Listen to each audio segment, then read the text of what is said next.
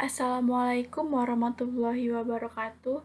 Saya Vitalia Salsabila Yandrisa Putri. Di sini akan menjelaskan tentang tutorial uji tes sampel yang tidak berpasangan. Saya dari program studi gizi 2021 untuk memenuhi tugas mata kuliah biostatistik deskriptif dan inferensial yang diampu oleh dosen Amrina Rosyada. Pertama-tama kita lihat soalnya terlebih dahulu. Soalnya sudah tercantum di sini dengan pertanyaan dan perintah, ujilah apakah ibu yang merokok akan melahirkan berat badan bayi yang lebih rendah dibandingkan ibu-ibu yang tidak merokok dengan alfa 5%. Dari soal ini, kita akan membuat hipotesis 0 dan hipotesis 1 terlebih dahulu. Dengan hipotesis 0, tidak terdapat perbedaan antara berat badan bayi dengan ibu yang merokok dan yang tidak merokok. Sedangkan hipotesis satunya terdapat perbedaan antara berat badan bayi dengan ibu yang merokok dan yang tidak merokok. Dari soal yang telah diberikan, kita dapat menyimpulkan soal tersebut dalam kolom diketahui ini dengan N1 40, N2 50, rata-rata pertama 2,9 kg, rata-rata kedua 3,2 kg, dan standar deviasi 1 dan 2-nya sama, yaitu 0,1. Dengan alfanya 5% atau sama dengan 0,05. Setelah itu kita akan membuat penyelesaian. Penyelesaian pertama adalah X1 bar dikurang X2 bar. Lalu sama dengan 1 barnya dikurang X2 barnya. Dapat minus 0,3. Lalu yang kedua, kita mencari standar deviasi yang pertama. Kita kuadratkan seperti ini, lalu penyelesaiannya sama dengan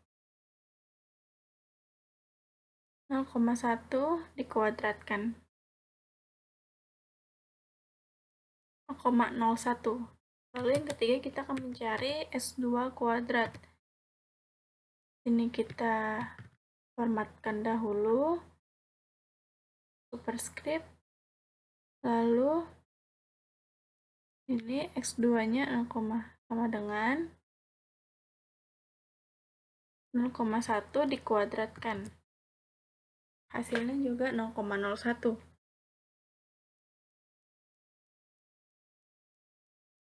Angka yang pertama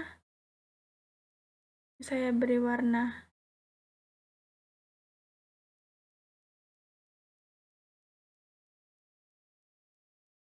kita akan mencari penyebut dengan menggunakan rumus buka kurung N1 dikurang 1 tutup kurung dikali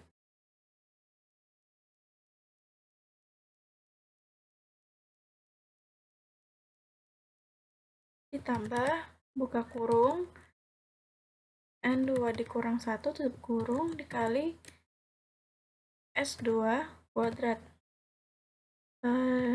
Kita berformat sel dulu agar lebih mudah dimengerti. Ini juga, ini S1 kuadrat.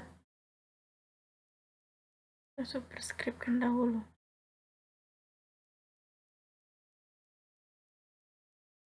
Sama dengan N1-nya 40 dikurang 1, buka kurung,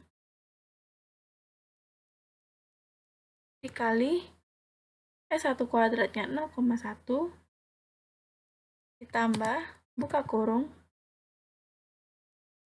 N2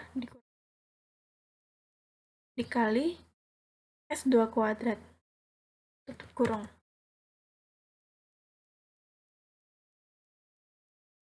Lalu kita dapatkan hasil 0,88.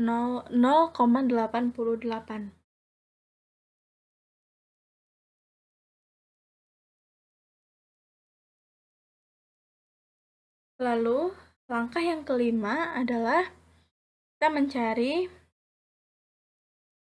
pembilang dengan menggunakan rumus buka kurung N1 dikurang 1 tutup kurung ditambah buka kurung N2 dikurang 1 tutup kurung. Sama dengan N1 40 dikurang 1 tutup kurung ditambah buka kurung. N2 sama dengan 50 dikurang 1 tutup kurung. Hasilnya adalah 88. Lalu langkah yang keenam adalah kita akan menggunakan rumus pada langkah yang keempat dibagi dengan angka yang kelima. Langkah keempat dibagi langkah kelima sama dengan 0,88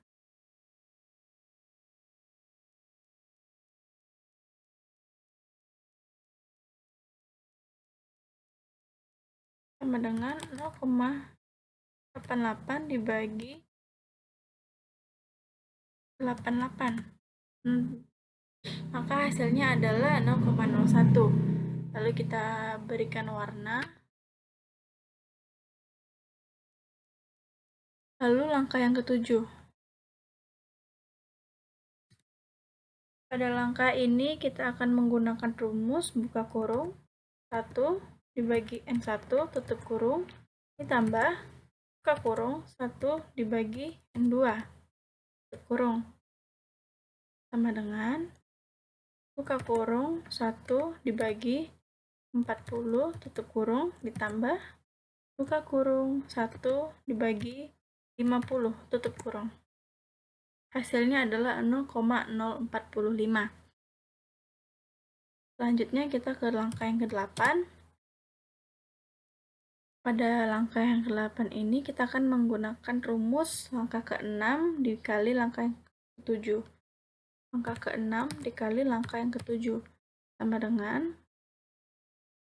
0,01 dikali 0,045.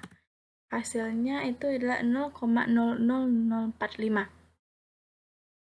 Langkah yang terakhir, kita akan mengkuadratkan hasil dari langkah yang ke-8. Kuadrat dari langkah 8 sama dengan mengetikkan SQRT buka kurung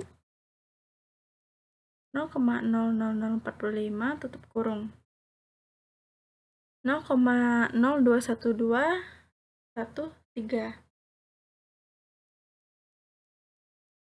Selanjutnya kita akan mencari nilai T.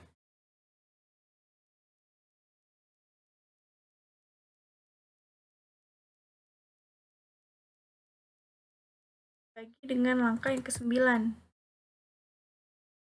Sama dengan min 0,3 dibagi kuadrat dari langkah ke-8.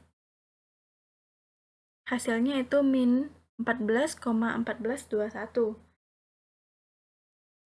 Nah, ini adalah nilai dari T hitung. Ini T hitung. Lalu kita akan mencari nilai dari T tabel. Sesuai dengan nilai alfanya adalah 0,05. Maka kita dapatkan nilainya yaitu, nah di sini kan tadi nilainya 88. Jadi karena tidak ada 88, kita bulatkan menjadi 90. Nah, di sini kita dapatkan dengan alfa 0,05 dengan DF-nya 90, kita dapatkan 1,662. Lalu kita masukkan nilai T tabelnya adalah 1,662.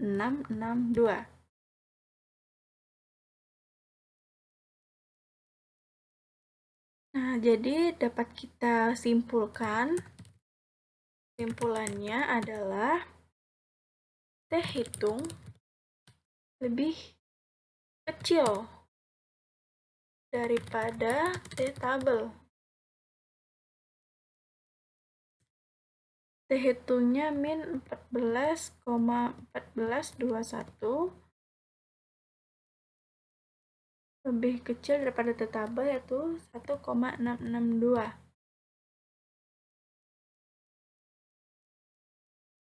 Kemudian ada